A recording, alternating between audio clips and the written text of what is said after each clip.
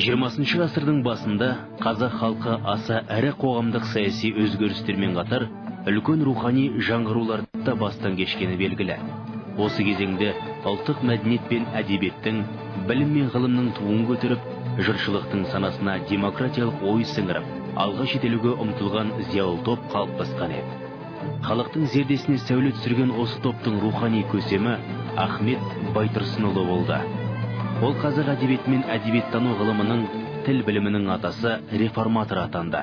Ахмет Байтұрсынұлы өз тілімен сөйлескен, өз тілімен жазған жұрттың ұлттығы еш уақытта жоғалмайды. Ұлттың сақталуына да, жоғалуына да себеп болатын нәрсенің ең қуаттысы тілі деген.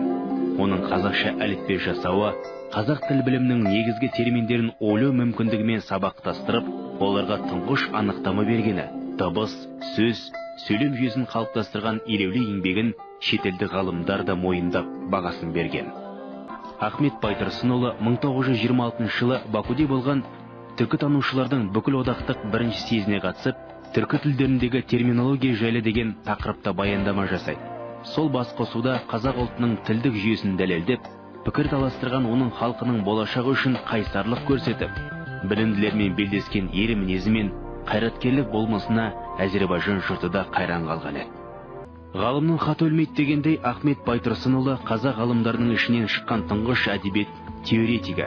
Оның әдебиетші ғалым теоретик ретінде тұлғасын айқындаған басты еңбегі әдебиет танытқыш 1926 жылы Ташкент қаласында басылып шыққан. Бұл кітабында ғалым алғаш рет қазақ әдебиетінің теориялық, методологиялық мәселелерін негіздеп берді. Әдебиеттану ғылымындағы басты ұғымдар мен терминдер жүйесін жасады. Сонымен қатар, әдебиет танытқышта Ахмет Байтұрсынұлы аса бай фольклордық материалды пайдаланды. Жөн көрсеттім қазақ деген намысқа, жол сілтедім жақын емес алысқа, өзге жұрттар өрге қадам басқанда, дедім сенде қатарыңнан қалыспа.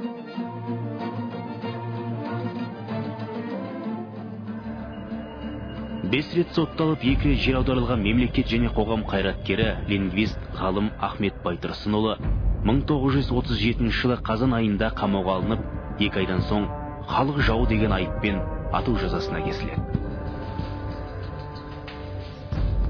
Бірақ 1988 жылы 4 қарашада әділеттің ақ таңы қайта атып, 55 жыл бойы жазықсыз жапа шеккен репрессия құрбаны жаладан ақталып, ортамызға оралды. Бүгінде халқына қажырлы еңбегін арнап, ұлтының болашағы үшін жанкешті жұмыс жасаған ақын аудармашы, түркітанушы ғалымының еңбектері қайтадан жарыққа шығып, оның атына ауыл, мектеп, көше, оқу орны берілді.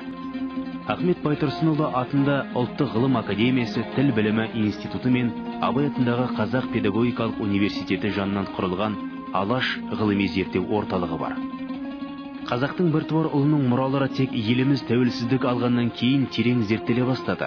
1988 жылы ақталғаннан кейін Ахмет Байтұрсынұлы шығармаларының жинағы Ақ жол кітабы жарық көрді. Халқымыздың ұлт болып қалыптасуына ерекше үлес қосқан Ахмет Байтұрсынұлы осыдан 100 жыл бұрын жарық көрген тіл құрал оқулығында өзіміздің елімізді сақтау үшін бізге мәдениетке, оқуға ұмтылу керек.